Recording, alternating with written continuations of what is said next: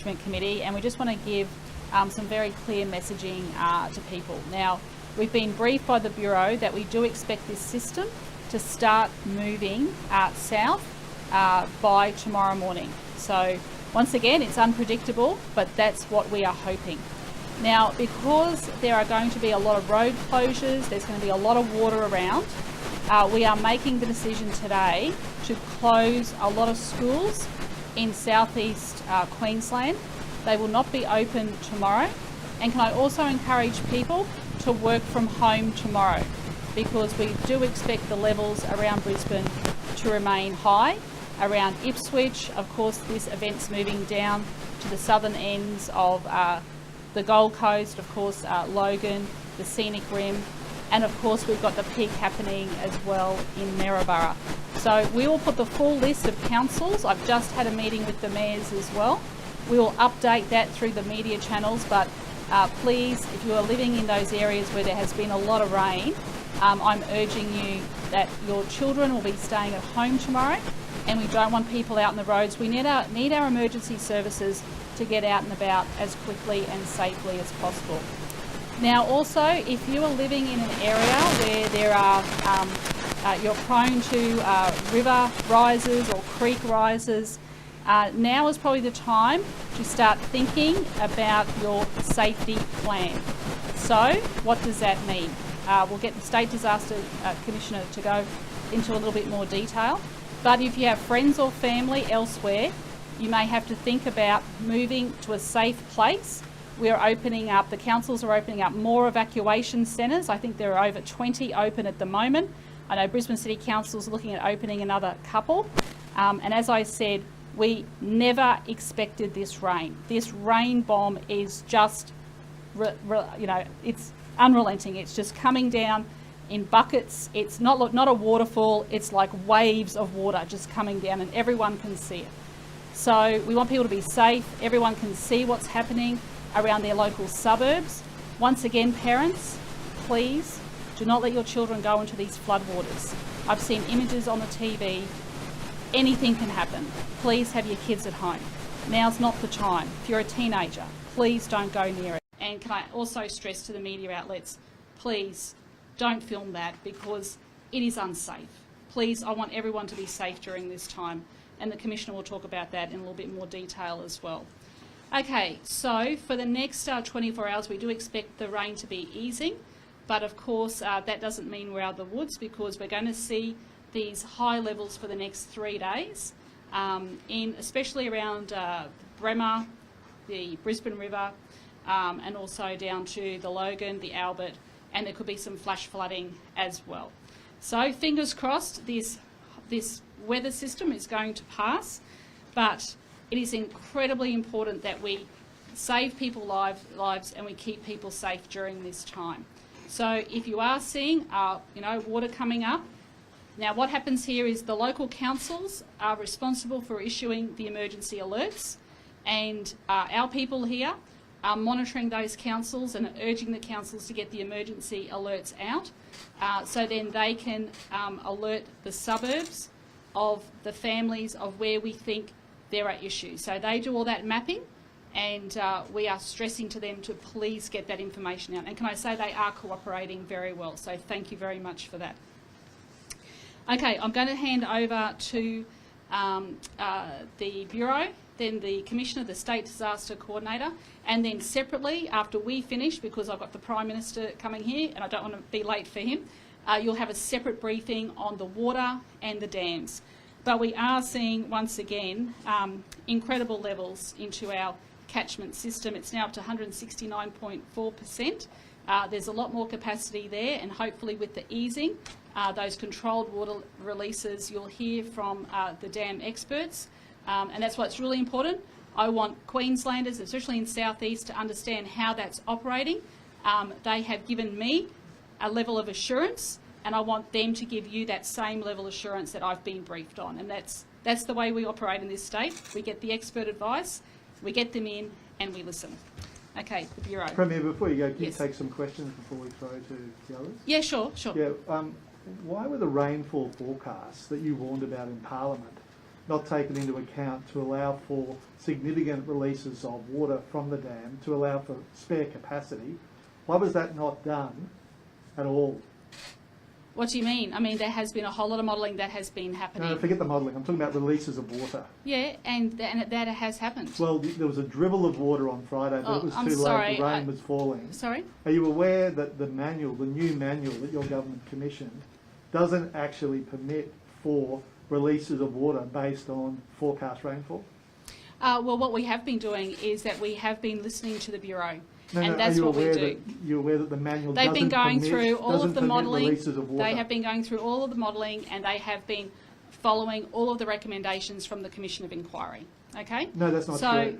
So yes, they have. Now let me say this to Queenslanders: no one expected this rain bomb to be sitting over the southeast of our state for such a long period of time. Let me be very clear about this. This is like an unpredictable cyclone, and it is the levels that we have never expected or could never have been forecast. Now everybody is doing a whole lot of extra planning on top of what has already been planned. I mean, extreme rainfall was forecast because you warned about it yourself last Wednesday. Yes, but we didn't expect it to stay this long. Yeah, but the dam wasn't given I don't control capacity. the weather, with all due respect. No, you do control the dam. I do not control the weather. The dam is controllable, and you had the opportunity to achieve a buffer. And we have a lot of capacity left in the dam. What's the capacity? Up to 200%, and it can even go higher. No, in terms of megalitres, how much is left in the flood compartment? Okay, look, I'm sorry. I have experts here that will talk to you about that. Okay? So let's go to the Bureau. Thank you.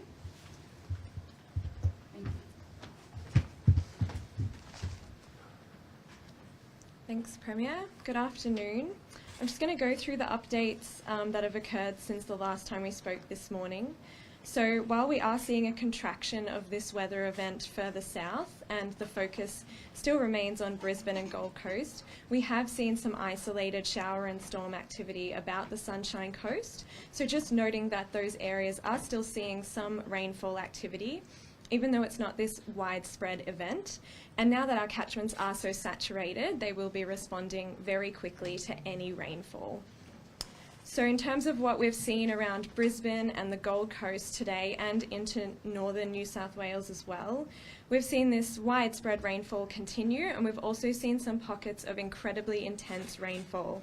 So we've seen 135 millimetres within 90 minutes fall at Kippa-Ring, and we've also seen 52 millimetres within half an hour at Marumba Downs. So just noting the intensity of that rainfall is incredibly quick, it's incredibly fast, and the Bureau has been issuing severe thunderstorm warnings with the standard emergency warning signal. That's the highest level of warning that we have for these storms that are producing really large amounts of rainfall. So the forecast is still that we will continue to see this rainfall today and overnight, with some relief coming tomorrow as this system contracts south. Thank you. Thank you. Good afternoon, everyone. Thankfully, there haven't been any more deaths in addition to the 6 that I reported earlier this morning. However, I do want to speak about the behaviour of personnel out there at the moment and the fact that we might have more deaths as a result. This morning I spoke about the fact that we'd have 6,000 jobs in the previous 2 days related to water-related issues. Imminent threat, people playing in water, people crossing in water, community assistance, and the list goes on. In addition to that, there has been another 1,000 calls just in the last several hours. I want people to speak to their friends, parents to speak to their children about this behaviour, please. There are people on surfboards, people swimming, people trying to cross on waterways, and the list goes on.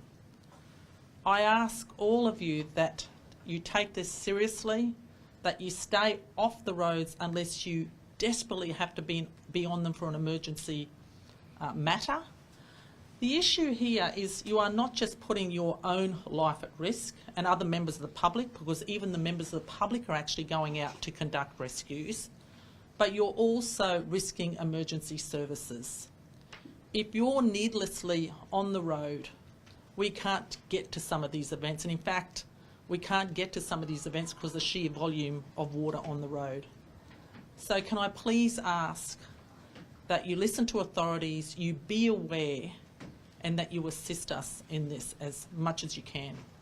And if it's flooded, always, if it's flooded, forget it.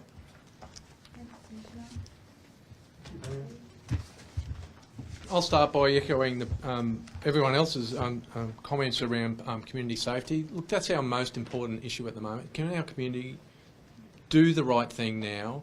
It's disappointing that we see people going out and doing these sorts of things, because not only do they put our people at risk, we're having to divert resources to deal with this sort of foolish behaviour when there's a lot of other people that are in need. So please, if it's flooded, forget it. We currently have disaster declarations in place for Gympie and Brisbane, and we are considering a disaster declaration for Maryborough at the moment. The current focus is in Brisbane. We have flash flooding, extremely dangerous conditions, road closures, multiple road closures across the area. The rail network is out, river and creek flooding, and landslides that we're having to respond to across the South East footprint, but particularly in Brisbane at the moment. For anyone that needs assistance, please, 000 if it's a life-threatening situation, and we will respond. Also a reminder for everyone that this is tied to high tides in Brisbane, so we will expect high tides both tonight and tomorrow. There are 2 high tides every day, so we are planning around those tides to make sure that we've got the appropriate messaging into those areas to warn people as soon as we can with clear advice around how they may be impacted. And of course that will change as this situation changes. We're constantly monitoring the water and sewerage in Brisbane, and at the moment I am advised that it is operating well. We have 945 persons across 27 evacuation centres in the southeast corner, and that continues to change. We've seen evacuation centres open in Brisbane, and the latest number was 26 at the Sleeman Centre, but that is likely to change. Across the southeast corner, 31,471 customers without power, and that again is likely to change. Some of these are deliberate outages to keep safe environments for people that are working out there. At Gympie, very much a focus for there, 385 persons in evacuation centres there. Our planning has worked quite well there. Our focus in the coming days will be around the restoration of critical infrastructure and essential services such as power and water to ensure that that community can recover as quickly as possible. We will also focus on Maryborough. We're advised that the likely flood level for Maryborough with the peak tonight and into tomorrow is around 10.5, although we are planning to 10.7 metres, bearing in mind that the level reached in January was 9.96 metres, so we are seeing a higher peak. And also a reminder that the levee there is solid to 11.4 metres. So very much a strong focus on there. And we are anticipating people to be displaced and have to leave their homes. So that work is undergoing. The other area of focus for us at the moment, of course, is Logan, the Logan River, in particular in Bow Desert area. As this rain spreads south, we're expecting that to become an issue for us, and we're monitoring it closely. Thank you.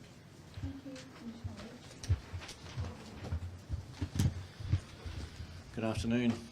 QFIS has seen a significant spike in calls for assistance today. We've received 1,500 calls for assistance today. That takes our total for this event to 6,500 calls. If you have put a call into QFIS, we will get to you. Please remember that call 000 if you have a life-threatening emergency. Otherwise, please call 132 500 and we will get to you. So we appreciate your patience at this very difficult time. Most of our calls are occurring in the Brisbane area at the moment, in the suburbs along the Brisbane River, along with Logan, Ipswich and Bow Desert. So we thank you for your patience at the moment, and please dial 000 for emergency life-threatening calls and use 132 500 for all other calls. Thank you.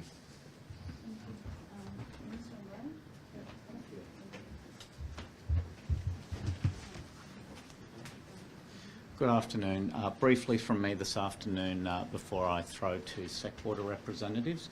One of the matters I talked about this morning was the Mount Crosby water treatment plant, and I'd just like to let people know that work is still continuing on the water treatment plant. There is some stabilisation that has occurred. Whilst work is ongoing, we are supplementing the water supply from other parts of the network. The message to South East Queenslanders in this space is please still seek to conserve water at the moment, but work does continue, and we'll keep everyone updated as it progresses. In terms of the Wivenhoe releases and what is happening in that space, I'd like to turn to Mike Foster from Seqwater. Thanks, Graham. Afternoon, everybody. In terms of our operations of our three gated dams at the moment, we're continuing to make releases out of North Pine Dam. We continue to make releases out of Somerset Dam into Wivenhoe Dam, and I think you're all aware as of about 4 a.m. this morning we started to make control releases out of Wivenhoe Dam. So those will continue certainly for the next, at least the next 3 or 4 days, and possibly a bit longer. Based on the Bureau's forecast at the moment, it does look like this event is moving southward and starting to ease for us. We hope to be in a position tomorrow to, I guess, to advise on the recovery and where we're starting to really bring those dam levels back down to that full supply, drinking water supply as we're required to do. What is the rate of flow from I'll just quickly make a point, and I understand there is some confusion around percentages. And we talk about, at the moment, Wivenhoe is about 169%. I just wanted to quickly talk a little bit about the design of Wivenhoe itself. So I think everyone in the room is probably aware that it's a drinking water storage and a flood mitigation storage, but it effectively has 3 compartments. It has a drinking water compartment, it has a temporary flood compartment, and that's extreme events that we're experiencing that allows us to hold water back temporarily and really to reduce what would have been the natural flow down the river. The third compartment we have is really our dam safety compartment, and that is really to ensure we can maintain the integrity of the dam if we're getting really large extreme events. So when we talk about that 169%, what we're referring to is that we're starting to use up some of that temporary flood compartment. At the moment, I think we've used somewhere about 40% of that compartment. We'll continue to use that compartment, and for those who are looking closely at this, our inflows into the dam are larger than the outflows, and that's the design of the dam. That's what it's designed to do, to slow down that natural flow that would have been there and effectively help reduce those flows downstream. And the dam is designed to do that, and it continues to do that. Why weren't the releases started earlier so that you had a greater capacity in case this event continues to dump water over the dam? Because if it continues, your hands will be forced to make the huge releases that were made in 2011 that were about 80% of the Brisbane River flood, the dam releases. Look, there's I should make this point really strongly, every extreme weather event we have is different. We certainly have a manual operations that focuses on certainty. And when I talk about certainty, that's water on ground. So when we know the water's on the ground and we know the inflows are coming in, that gives us absolutely certainty around our releases. Rainfall forecasts, again, for those who would look closely at this particular event, the forecasts have been a little bit uncertain. We've got very large drinking water catchments, so to understand where or when that water is going to fall with great accuracy, unfortunately, we just do not have the technology or forecasting power to be able to do that. So, just a question: why wouldn't you err on the side of caution and make precautionary releases before the water's on the ground when the BOM has forecast extreme, severe rainfall? Your current manual prevents you from doing that. How is that possibly justifiable?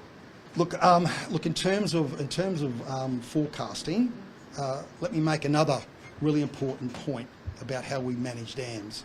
Once you make a decision to release water from a dam, particularly if you make a decision to release large volumes of water from a dam, you can't get it back. Once you're releasing that water, it is gone.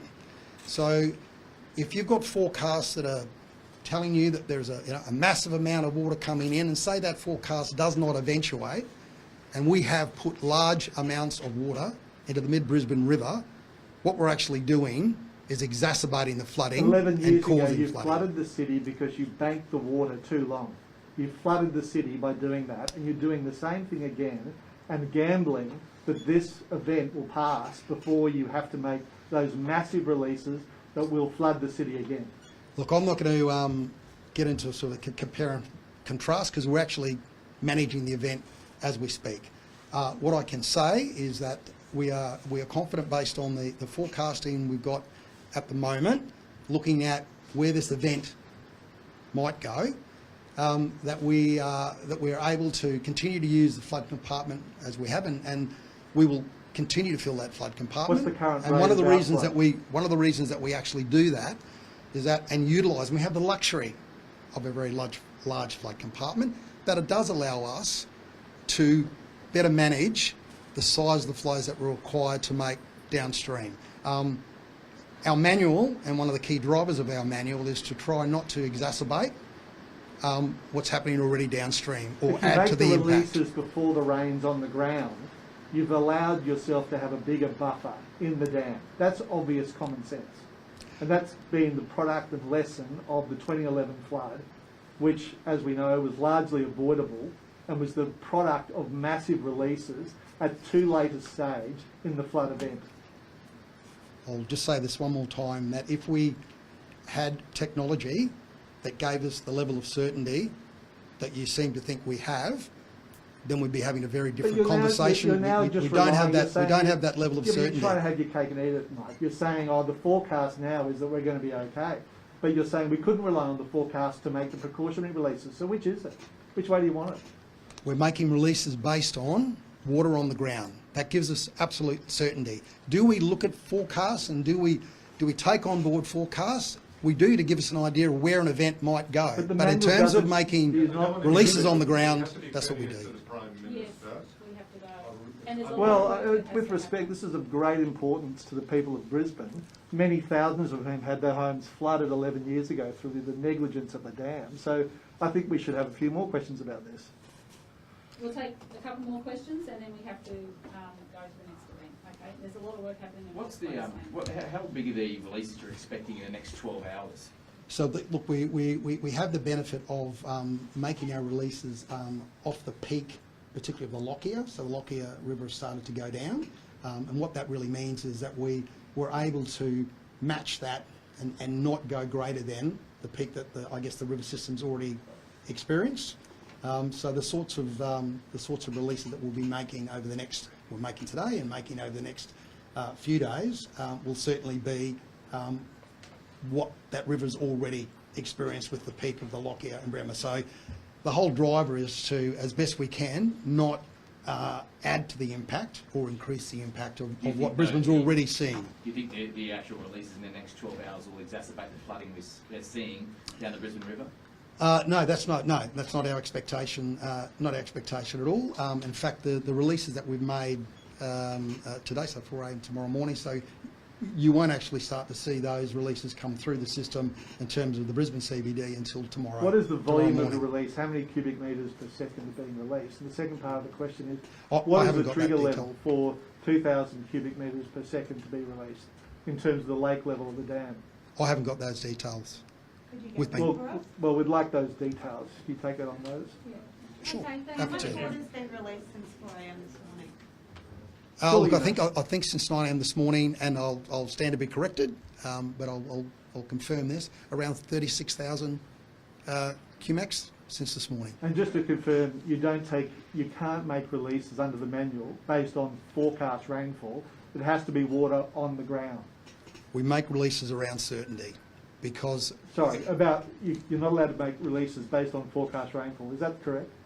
we make releases No, it's a around yes or no proposition. water on ground. No, we do not make releases based on forecast rainfall. We use forecast rainfall to give us an idea of where an Everybody event else might go. responds to rainfall forecasts to take precautionary steps.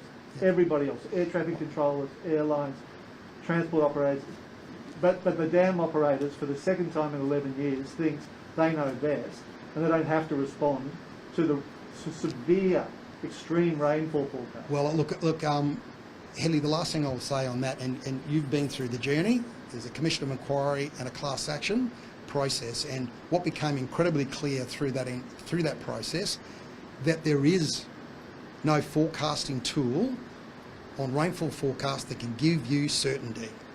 This was forecast. It gave us a fair bit of certainty, which is why the Premier warned about it. Well, I can't take it any further. Okay. Alrighty. Okay, thanks. Thanks Thank for your you. time, everyone.